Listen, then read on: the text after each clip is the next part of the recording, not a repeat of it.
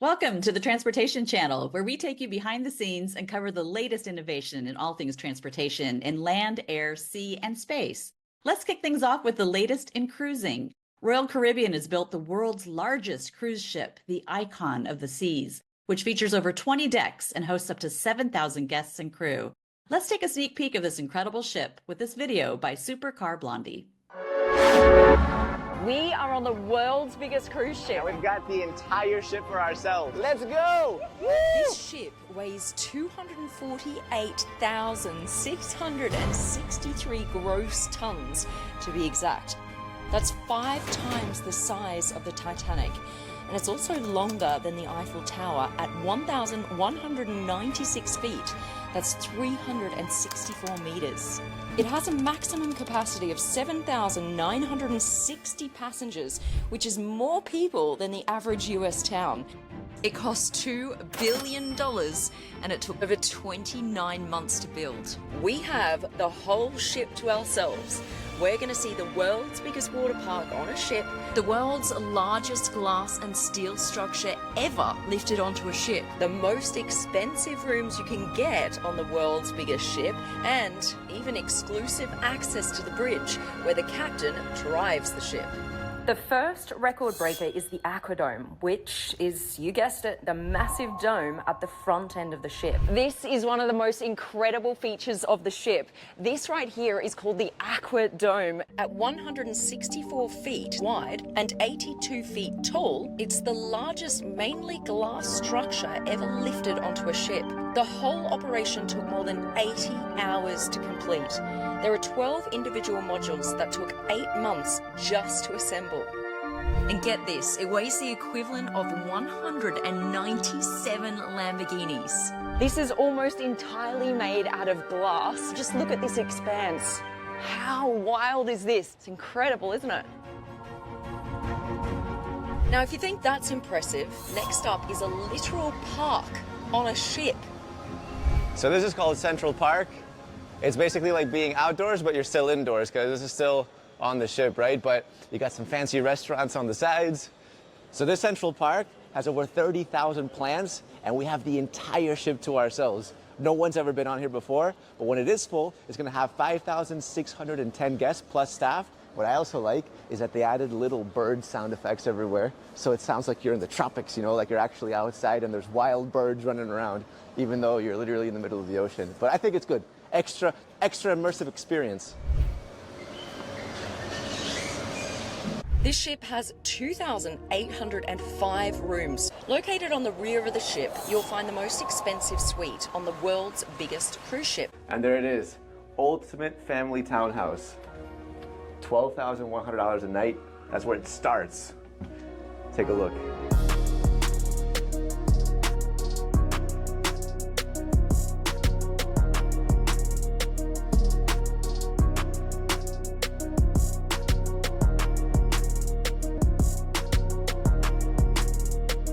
So first off, you got the view to Surfside, and this is the main chilling area.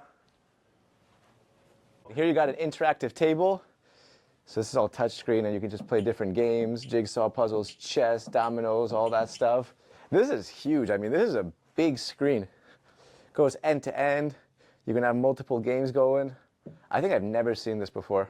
So what's crazy is that the starting price is $85,000 per week, but some people have already paid $137,000 for the week. That's actually over $19,000 a day to book this place. Now we're going to go into the belly of this beast. This thing has a whole deck dedicated to 6 engines. Ta-da! We are in the engine control room with Stig. What is the combined output of all the engines? Can you translate that into horsepower for me, or kilowatts, or what do we have? Yeah, so there is, if you run the entire power plant is designed to produce about 89,000 kilowatts. So that's about 120,000 horsepower. 120,000 horsepower. Do you know what that is? That's 120 LaFerraris. This is the engine room with 6 liquefied natural gas engines. Every single kilowatt consumed is heavily monitored to improve energy efficiency, and the whole ship can literally be plugged in to electric grids when at a port to reduce emissions. 93% of fresh water is produced on board, and they use predictive AI to optimize routes. The 154-foot drop off the Crown's Edge is right next to the biggest water park on a ship ever. Next door is the Chill Island, and it breaks a world record for the largest pool on a ship at 5,813 square feet. There's even a surf experience in Thrill Island, because you can't be at sea and not surf, right? A full-size sports court and crazy golf, and an adults-only infinity pool in the Hideaway. And that is personally my favourite spot. You're probably wondering, how on earth do you drive the world's biggest ship? Well, we're going to the bridge to meet the captain of this ship.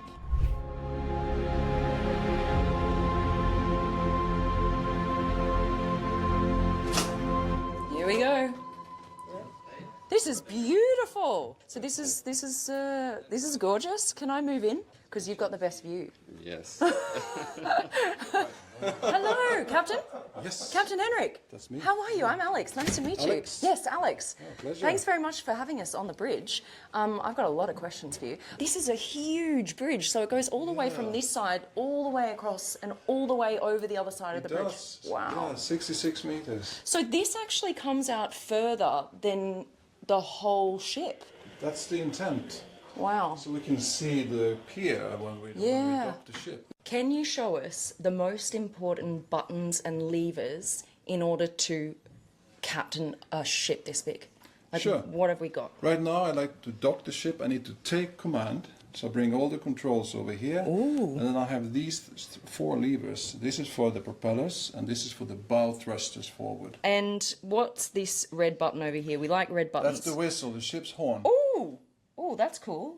Yeah. Is there any way we can hear it? It sounds like this. Ah! We just heard the ship's horn. That is so cool. All Many right. buttons, but let's Wow. take it here. So Okay. again, you take control. Now Right. I have the propulsion and steering here. So we need to look ahead. We put on sometimes a man at the wheel. We still have a wheel. Okay, be honest. Do you wish it was a little bit bigger? No, I think it does the job. You don't want one of those big old school ones where you just No, we don't need it. It's just too much. We keep bumping into it. But it's tiny. It's very It does strange. the job and it's really efficient. Okay. Yeah, I just asked can you show us exactly what you need to start the ship? Right, so first I really need to call my dear friend, the chief engineer. He just picks up the phone. Yes, and ask him to start the engines. Okay. And then he gives the controls. So now I have control on the bridge. Yep. And then I need to start the steering. We start the bow thrusters, so they are ready. Yep. And then And then we test everything, what happens? Where's the thruster? take control over there, Okay. and then we drop all the 22 mooring lines. Yep. Yep. And once all the mooring lines are in, we're free, we thrust away. And Oh, how quickly can it stop? Very quickly. Just over 6 minutes, just over a mile, and that is extremely fast considering the size of the ship. What do you need to do? Like, are there certain press like this emergency buttons or Yeah. what's this one? Braking assistance. Yes. Braking assistance. Yeah, That's the only. You that's just. it. It's incredible. There you go, So Captain Henrik. Just like that. It's been an absolute pleasure. Thank you so, so much. Wow. And that was the world's biggest ship with so many records broken and so many steps taken. What do you guys think?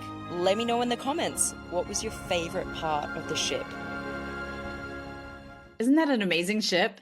Transportation by sea includes luxury travel and so many other forms, including the heroes at the U.S. Coast Guard who risk their lives in dangerous conditions to help rescue those in maritime trouble. Check out the rescue efforts by Air Station Clearwater, Florida, as they save a man and his dog caught in dangerous waters. This video is being provided by the U.S. Department of Defense.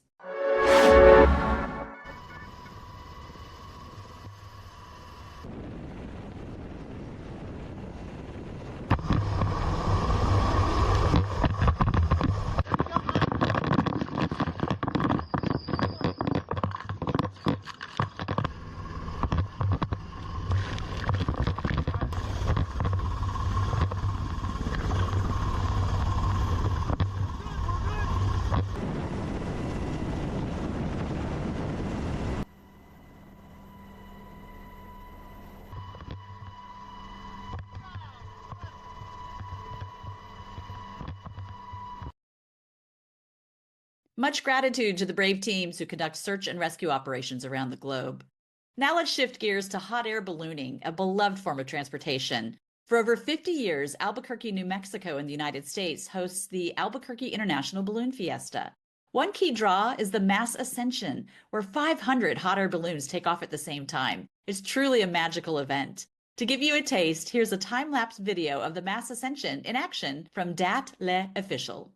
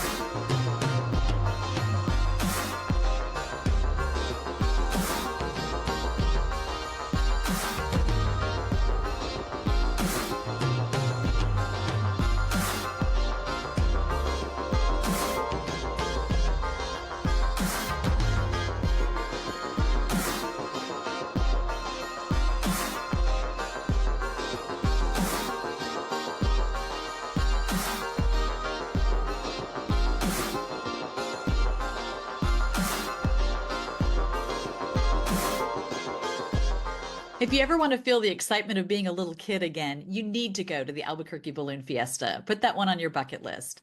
Now let's talk public transportation. How do you provide transit in a winter city where it can get to minus 30 degrees Fahrenheit or minus 34 Celsius? To learn more about transit in the last frontier, here's Transit Unplugged TV's trip to Anchorage, Alaska.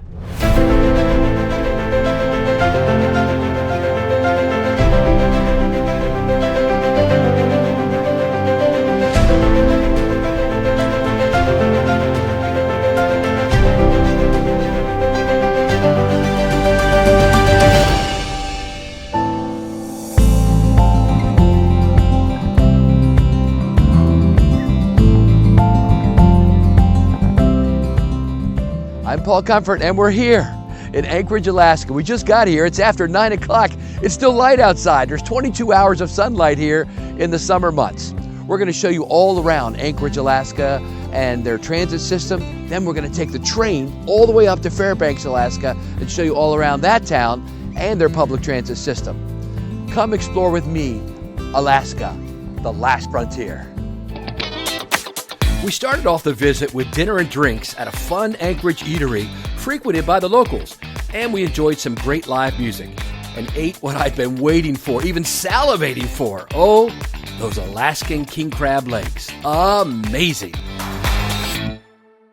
The next morning, we checked out the local transit system and grabbed some coffee and conversation with the system's top leader to hear all about what it's like to run transit in the last frontier and their plans for expansion. Jamie, I'm excited to be here in Anchorage. Thank you so much for welcoming us into your city. Awesome. Thank you, Paul, for being here and giving us the opportunity to show you around Anchorage and bring you into transit in Anchorage. So tell me some about Anchorage. Sure thing. So Anchorage is a great city. I was born and raised here. You know, we have a great transit system. We operate within about 77 square miles. Anchorage's population is about 290,000. Fun fact about this, we have about 1,500 moose in the Anchorage Bowl. So our ridership is, you know, almost back up to pre-COVID levels. So we're super excited to have, you know, people back on the bus and our transportation system, you know, getting to the place where it's thriving again. So I know we're here in the summer. It's actually not bad outside right now, but in the winter, with all the snow and all, how does that impact operations? Yeah, you know, we are a winter city. We do plan for that. We make sure that we are ready to go when we have heavy snow loads. We had a record-breaking winter this year. And so what that means for us is, you know, we have to be ready to operate 24/7, and regardless of whether the snow is here. So with the record-breaking snow last year, we actually ended up in a situation where for the first time in many, many years, maybe our 40-year history with transit, we actually ended up having to shut down service. I believe it was twice last year. So what's the plans for the future? So yeah, we have some big plans for the future. We want to be able to prioritize the health and safety of our operators and just making sure that we have enough people available, healthy, happy, ready to come to work every day. The other thing that we're really focusing on right now is our business partnerships throughout the community, whether it's with employers, education, and healthcare institutions, really looking at different opportunities as to how they can just basically show their ID, their badge, whatnot, and just get them on the system and ready to ride and get to where they need to go. Well, this was great, Jamie. Nice to meet you, and we wish you the best as you continue to provide service to this far north city. Thank you. Thanks, Paul. This is the only place I've lived where 2 articles of clothing can change your quality of life completely. And one of those is Mucklucks. And those are boots that keep your feet really warm in the wintertime. And then the other one is this, and it's called a Bug Shirt. And it is like a mobile screen room that you can wear whenever you're out either picking blueberries or catching salmon, and it allows your body to stay free of mosquitoes while you do the things you love. Just driving down the highway, you can see Dall sheep and beluga whales. So if you encounter the moose, you gotta do a wiggle zigzag effect to get away from the moose if they're charging at you. It's a wiggle, you go back and forth, you try to get behind poles or anything if they're charging you. So Alaska State Flower is the forget-me-not. I think one of the uniquest things about working here and just living in Alaska is it's a choice, right? Most people have actively chosen to be here in a way that you don't have in the lower 48 or really probably anywhere else, that you come here and you see its beauty and you realize all the amazing things you can do here and then you choose to be here.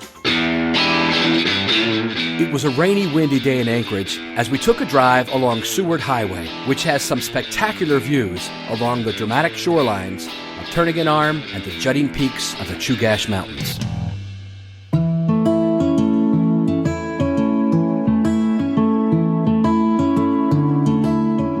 We're out here just outside of Anchorage, Potter's Marsh. It's a great wetlands where all kinds of animals from the wildlife from the moose to the eagles and all kinds of birds are here year-round. It is really what Alaska's known for. A little bit of spitty weather, raining on us a little bit, chilly, even in the summer, but the great outdoors. This is the place to be. It really is the last frontier.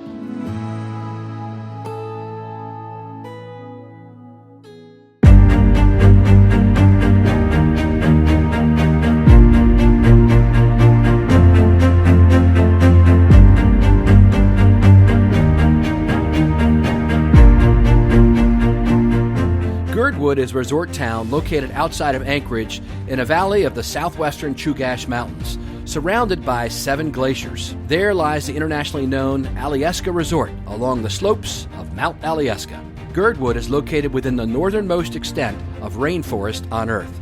With 3 million lakes and 12,000 rivers, Alaska really is the last frontier. While it's twice the size of Texas, only a small percentage of it is actually populated. Now they say when you're walking on trails like this in the woods, you might run into some wildlife, maybe a moose or even a grizzly bear, which is huge. They say you can't outrun a grizzly, so you should ball up down and act like you're dead. But if you come up to a black bear, they say go ahead and fight it. I don't know about that.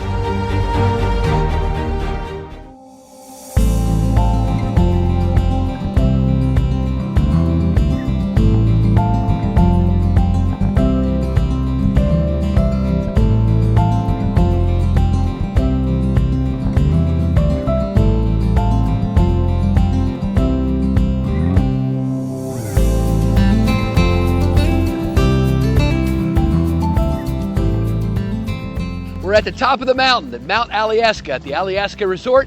Just came up the big ski lift up here and it is amazing.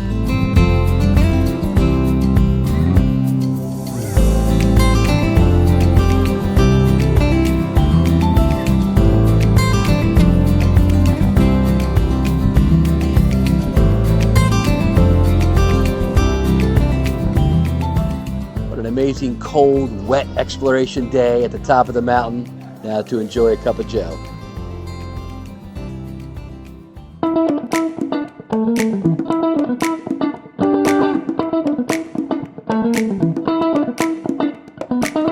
Down the mountain and over to a local brewery to relax with some new friends and enjoy the local craft brews by a warming fire.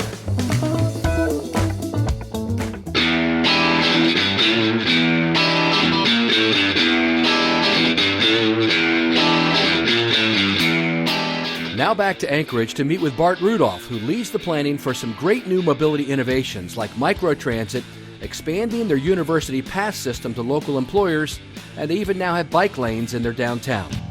So Bart, tell me what you do for the agency. I'm the Planning and Communications Director, so I oversee planning, scheduling, marketing, and the rideshare program. So what are you working on now? Right now we're working on the winter service change. We do 2 service changes a year, one for spring, one for winter. And then also working to expand our UPass program and explore more business partnerships. Tell me about your upcoming microtransit service. Yeah, so we're exploring microtransit in the south part of the city where we don't have a lot of service. So we're looking at expanding microtransit. It's a new venture for us, so it should be pretty exciting.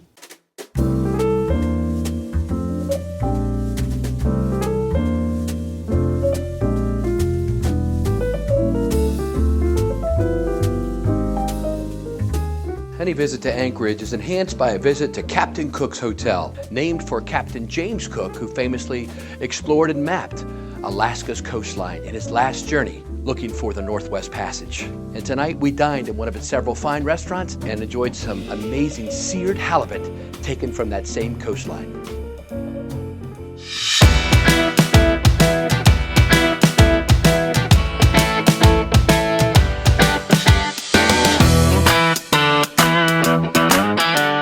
Alaska is known for its festivals, and we happened to catch one while we were here in town, the Bear Paw Festival at Eagle River. You can enjoy the music, the rides, the fun. There's a big fair, carnival atmosphere going on here. Somebody told me there's sausages made with reindeer. I want to go find one. So do you guys have reindeer sausage? We actually were voted best reindeer in America by USA Today. So yeah, we have the reindeer.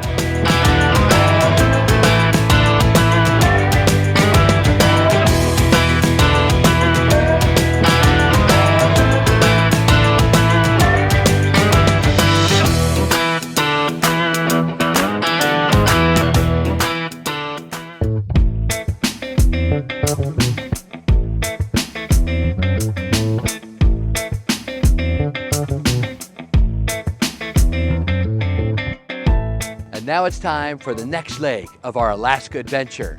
From Anchorage up to Fairbanks, we're going to ride this Alaska Railroad train on a 12-hour journey, which will take us through parts of Denali National Park, where they recently had some terrible wildfires. But now, it's all clear, it's all open, it's all aboard.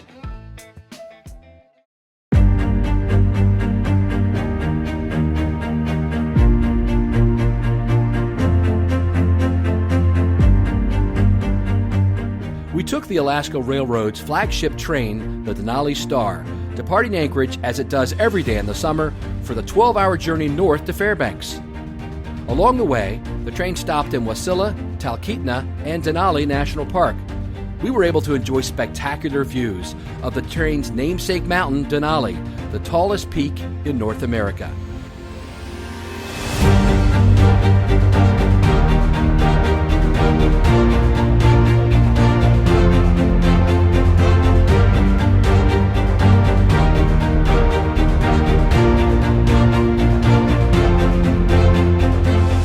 Rode the adventure class and were able to travel between rail cars, taking advantage of the open seating in our Vista Dome car and visiting the Wilderness Cafe. Once again for me, taking a long train ride through nature like this is a perfect way to simply sit back, relax, slow down and commune with nature, letting go of my tight grip on the day and feeling myself slip into an awesome sense of peace and tranquility.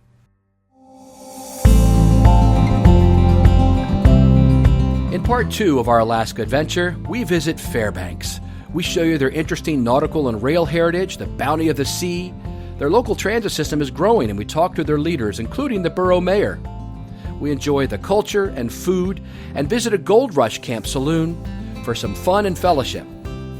Plus an antique car museum you won't believe, and a visit to the North Pole.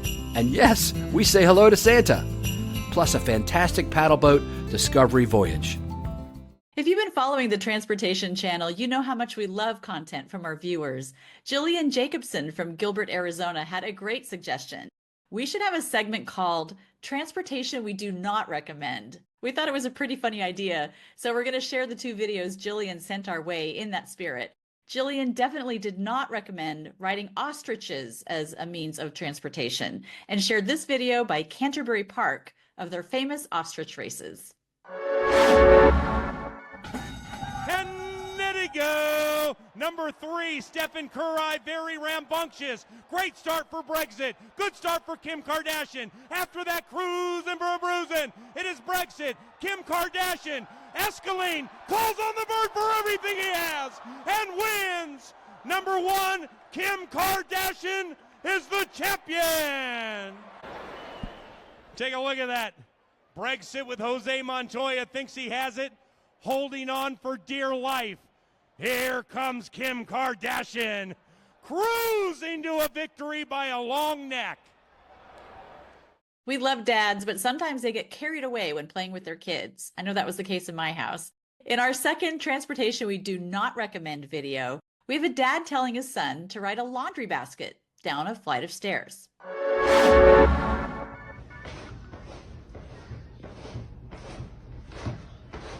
What? Oh God, Come on. Scared. You got it. You've already done it 3 times. Oh, it is scary. I'm okay.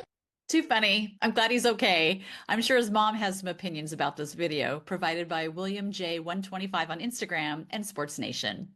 Thanks again to viewer Jillian Jacobson for your suggestions, and we invite you to join our community of transportation enthusiasts at our website, thetransportationchannel.com, where you can upload videos of your transportation experiences and discoveries around the globe. That wraps up this episode. Thank you for watching the Transportation Channel, where your journey begins now. We'll see you next time.